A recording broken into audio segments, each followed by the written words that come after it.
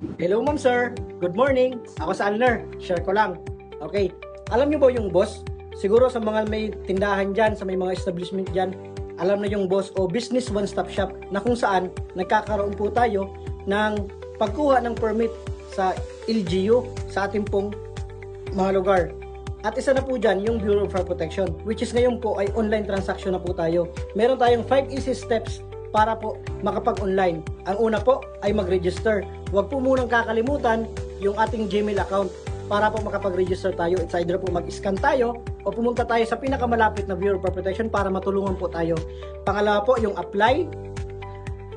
Okay, mag-a-apply po tayo. Andito po sa mag-a-apply po tayo sa account po natin. Pangatlo po, yung payment method. Tandaan po natin, ma'am sir, na ang payment method po natin ay through PayMaya po. Hindi po tayo nagpe-payment ng GCash. Okay. Pang-apat naman po, yung evaluation and inspection.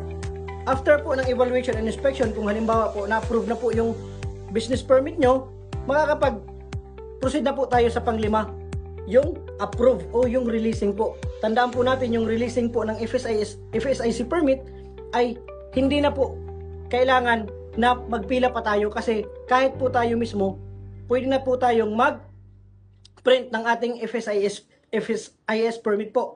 Kasi papasok na po yan sa ating Gmail. O di ba?